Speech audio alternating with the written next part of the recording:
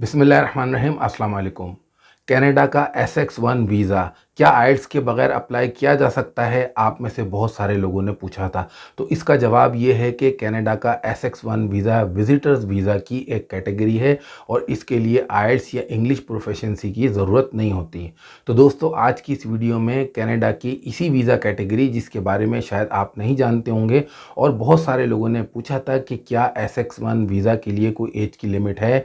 क्या ये visitors visa की एक कैटेगरी है? कौन इसे अप्लाई कर सकता है? कौन इसका बेनिफिट ले सकता है? इसका अप्रूवल और जो इसका रिजेक्शन रेट है वो क्या है और इसके बेनिफिट क्या हैं?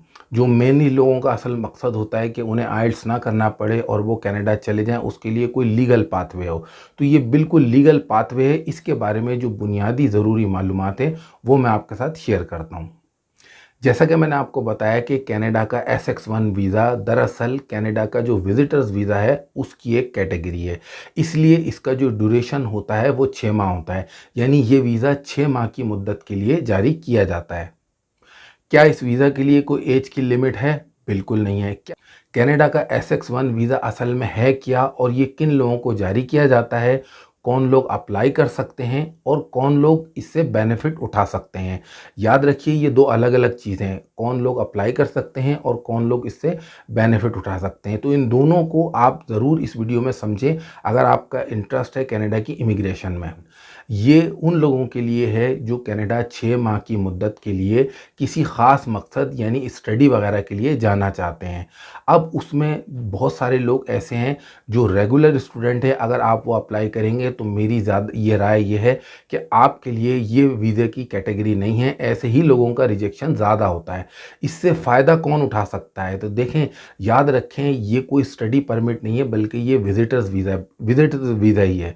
ये उन लोगों के लिए है जिन्होंने कोई शॉर्ट कोर्स करना है या डिप्लोमा करना है, जिनकी एज ज़्यादा हो गई है, जो प्रोफेशनल हैं, एजुकेशन का उनका गैप ज़्यादा है। दरअसल ये वीज़ा कैटेगरी उन लोगों को बेनिफिट देती है। इनमें आपने किन चीज़ों का ख्याल रखना है वो मैं आपको आगे चल के बताऊंगा।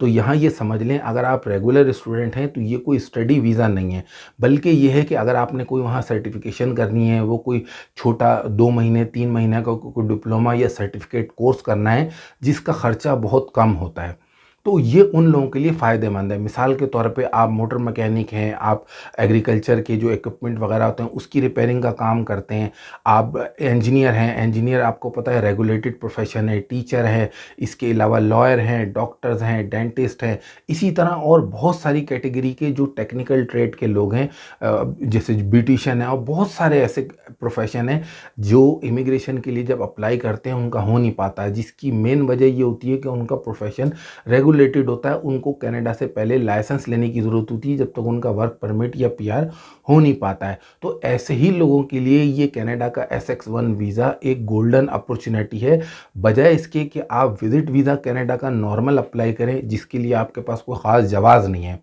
कि आप कनाडा क्यों जाना चाहते। हाँ, आपके पास 6 महीने का टाइम है इस वीज़ा की कैटेगरी के अंदर।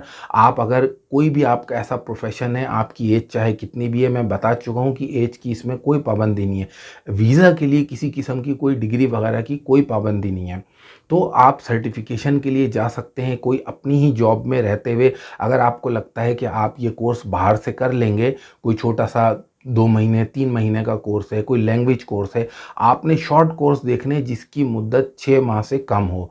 मैं दोबारा कह रहा हूँ, ये उन लोगों के लिए फ़ायदेमंद है जैसे इंजीनियर्स हैं, डॉक्टर्स हैं, लॉयर हैं, इसके अलावा टेक्निकल ट्रेड के जो लोग हैं, इंडस्ट्रियल जो काम करने वाले लोग हैं, मुख्तलिफ मशीनिस्ट वगैरह, ये वो लोग हैं जिनको वहाँ काम करने से पहले प्लम्बर हैं, इलेक्ट्रिशियन हैं, जिन्हें पहले कनाडा से लाइसेंस की ज़रूरत होती है। यही वजह है कि इनका आगे इमिग्रेशन का प्रोसेस नहीं हो पाता। तो वो लोग क्या करते हैं, फिर वो सोचते हैं हम विजिटर्स वीज़ा अप्लाई करें।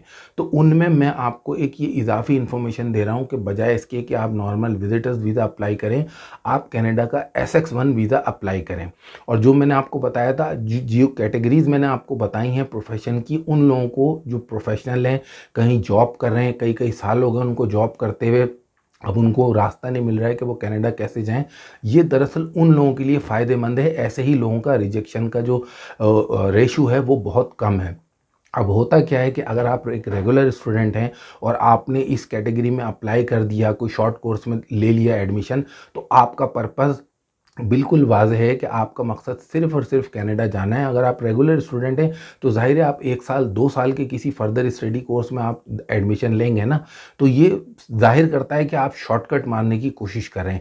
ایسے ہی لوگوں کا ریجیکشن کافی زیادہ ہوتا ہے۔ وہ تمام ڈاکومنٹس وزٹرز ویزا کے اس میں لگیں گے جو کہ نارمل کینیڈا کے وزٹرز ویزا کے لیے چاہیے ہوتے ہیں، یعنی آپ کا بینک اسٹیٹمنٹ کم از کم 15 سے 20 لاکھ آپ کا بینک اسٹیٹمنٹ ہو۔ اس کے علاوہ آپ کے پاس اتنے فنڈز اویلیبل ہوں، اگر آپ 1 مہینے 2 مہینے کا کوئی کورس کرنے جا رہے ہیں کینیڈا، تو آپ کے پاس اتنے عرصے کا فنڈ موجود ہو، اتنے عرصے کا خرچہ موجود ہو، تو آپ کا بینک اسٹیٹمنٹ یعنی آپ کے فائنینسز وغیرہ کے جو بھی پروف ہیں، اگر آپ کہیں جاب کرتے ہیں، جیسا میں نے بتایا پروفیشنل لوگوں کے لیے یہ زیادہ فائدہ مند ہے، تو اس کے تمام ڈاکومنٹس، اور اس کے علاوہ آپ نے IRCC کی ویب سائٹ پہ جا کے جب آپ وزٹرز ویزا اپلائی کریں گے، وزٹرز ویزا میں 3 آپشن آتے ہیں۔ ایک آتا ہے نارمل وزٹ، دوسرا آتا ہے بزنس وزٹ، تیسرا آتا ہے شارٹ ٹرم اسٹڈی پرپس۔ تو آپ شارٹ ٹرم جو اسٹڈی والا ہے آپ اس پہ کلک کریں گے۔ یاد رکھیں کہ یہ 6 ماہ سے کم ہے، یہ اسٹڈی پرمٹ نہیں ہے، یہ وزٹرز ویزا کی ہی ایک کیٹیگری ہے۔ اب کرنا کیا ہے اصل میں، یہ اس کے لیے کیسے آپ ایلیجیبل ہوں گے؟ تو اس کے لیے دیکھیں، جیسے میں نے آپ کو بتایا کہ سب سے پہلے اگر آپ کو یہ سمجھ میں آ گیا کہ آپ کو لگتا ہے کہ یہ آپ کو سوٹ کرتی ہے کینیڈا کے SX1 ویزا کی کیٹیگری، تو آپ نے کینیڈا میں کوئی ایسا انسٹیٹیوٹ، کوئی ایسا اسکول، کوئی ایسی یونیورسٹی دیکھنی ہے جو آپ کے پروفیشن اور ایجوکیشن سے ریلیٹڈ کوئی شارٹ ٹرم ڈپلومہ، کوئی شارٹ ٹرم سرٹیفکیٹ، وہ کوئی کورس آپ کو آفر کرتی ہو۔ مثال کے طور پہ لینگویج کے کورسز ہیں، اسی طرح فائر فائٹنگ کے اور بہت سارے مختلف کورسز ہیں، ٹیکنیکل کورسز ہیں، یا آپ نے کوئی سرٹیفکیشن لینی ہے تو آپ کو اسکول یا یونیورسٹی میں ایڈمیشن لیں، وہاں سے اپروول لیٹر لیں، جو ان کی فیس وغیرہ ہے وہ آپ وہاں جمع کرائیں، اور جو اپروول لیٹر لے کے وہ تمام ڈاکومنٹس لگا کے آپ پھر اس ویزا کو اپلائی کریں۔ اس کے لیے علیحدہ سے کوئی پورٹل نہیں ہے، وزٹرز ویزا کی کیٹیگری میں ہی جا کے 3 آپشن آتے ہیں، ان میں سے ایک آپشن آپ کو شارٹ ٹرم اسٹڈی کا ملے گا، اس میں جا کے آپ نے یہ ویزا اپلائی کرنا ہے۔ ڈاکومنٹس وہی لگیں گے جو وزٹرز ویزا کے نارمل ہوتے ہیں۔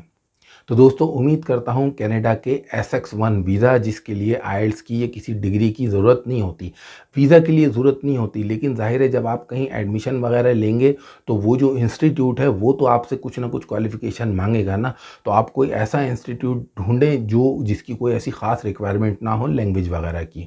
تو امید کرتا ہوں یہ ویڈیو آپ کو پسند آئی ہوگی۔ اگر یہ ویڈیو آپ کو اچھی لگی تو اس ویڈیو کو لائک کیجئے۔ اگر آپ میرے چینل پکس ٹیوب پہ نئے ہیں تو میرے چینل کو سبسکرائب کیجئے۔ ویڈیو دیکھنے کا شکریہ۔